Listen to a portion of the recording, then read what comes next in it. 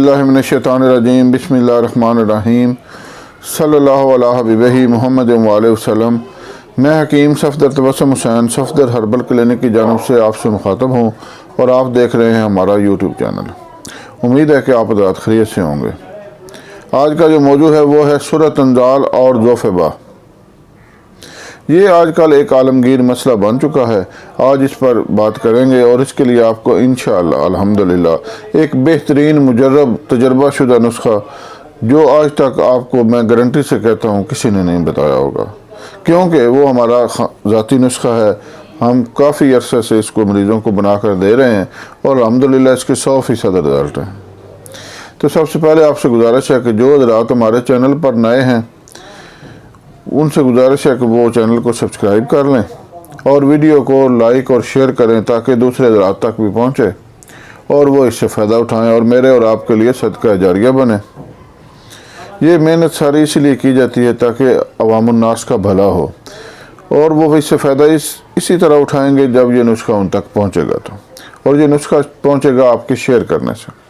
तो बहरहाल सूरत अंजाल और ज़ोफ़बा ये इतना ही एक ज़्यादा मसला बन चुका है, आलमगीर मसला बन चुका है कि जो अगर 100 फ़ोन आते हैं मरीज़ों के तो उनमें से 97 फ़ोन जो है ना 97 वो इन्हीं मरीज़ों के होते हैं।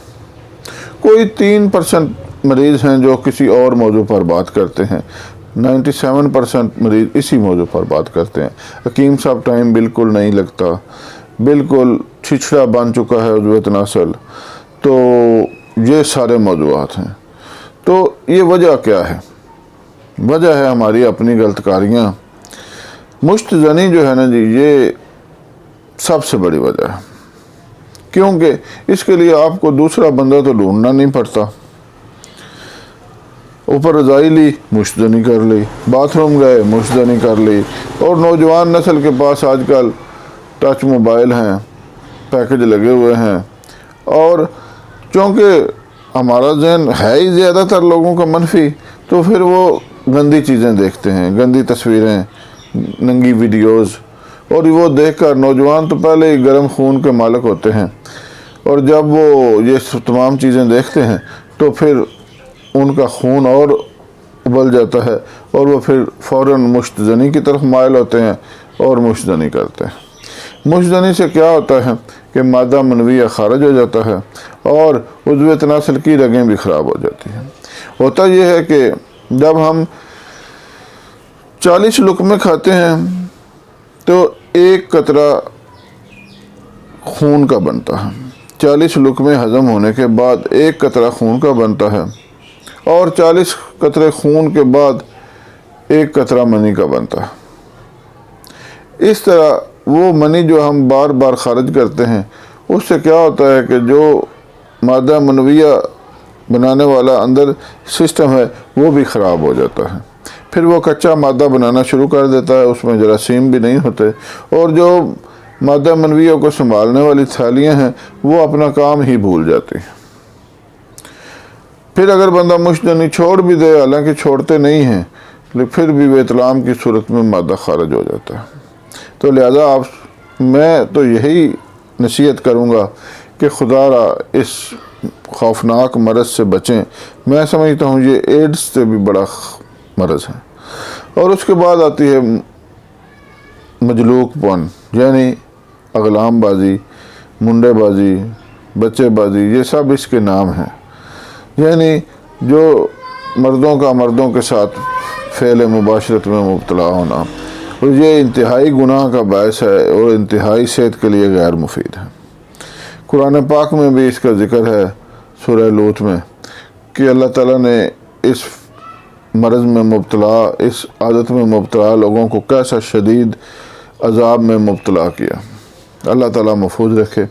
तो बहरहाल यही सारी वजूहात हैं।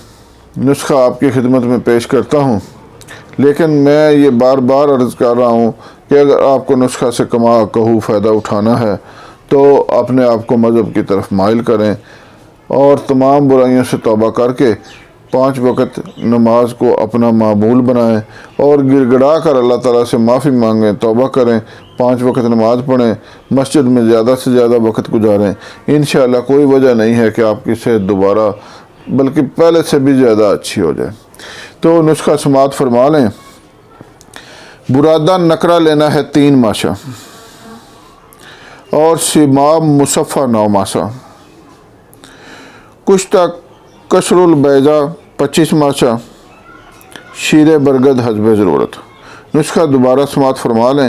برادہ نقرہ 3 ماشا، سیماب مصفہ 9 ماشا، کشتہ کشر البیضہ 25 ماشا، شیر برگد حسب ضرورت۔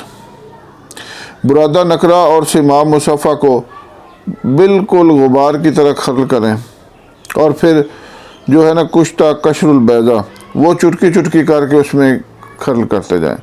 جب انتہائی بریک ہو جائے تقریباً 2 دن پورا اس کی رگڑائی کریں، اس کے بعد حسب ضرورت شیر برگد یعنی بوڑ کا دودھ ڈال کر اس کی گولیاں بنا لیں۔ گولیاں جو ہے نا وہ چنے کے دانے کے برابر بنائیں۔ اس کے بعد اس کو استعمال کرنے کا طریقہ یہ ہے کہ 1.5 پاؤ دودھ لیں، اس میں 50 گرام شہد اور 50 گرام دیسی گھی ڈالیں اور 1 چمچ چھلکا اسبگول کا شامل کریں۔ اس کے ساتھ رات کو سوتے وقت صرف 1 گولی لیں۔ یہ انتہائی بہترین نسخہ ہے اور اتنا اس کے کمالات ہیں کہ پوری 2 گھنٹے کی بھی ویڈیو بن جائے تو وہ اس کے کمال ختم نہیں ہوتے۔ بہرحال مختصراً یہ کہ یہ صورت انزال کے لیے انتہائی بہترین ہے اور ذوف باء کے لیے انتہائی بہترین چیز ہے۔ 1 گولی کھاتے ہی آپ کے جسم میں بجلی کی لہریں دوڑ جائیں گی انشاءاللہ، اور جو جتنے بھی خرابیاں آپ کر چکے ہیں ان سے آپ نجات پا جائیں گے، یعنی ان کے جو عوارضات ہیں، ان کی جو خرابیاں ہیں، ان کے جو آپ کو علامات محسوس ہو رہی ہیں وہ ساری ختم ہو جائیں گے اور آپ کے پٹھوں کو طاقت آ جائے گی، آپ کے گھٹنے، آپ کی ٹانگیں، آپ کی کمر انشاءاللہ مضبوط ہو جائے گی اور ذوف دماغ بھی دور ہو جائے گا اور ذوف باء بھی دور ہو جائے گی۔ امید ہے کہ آپ اس مضمون سے فائدہ اٹھائیں گے اور اس نسخہ سے فائدہ اٹھانے کے لیے میں نے عرض کیا ہے کہ تمام جو ہے نا بری عادات ان سے پرہیز کریں۔ دعاؤں میں یاد رکھیں۔ اللہ حافظ۔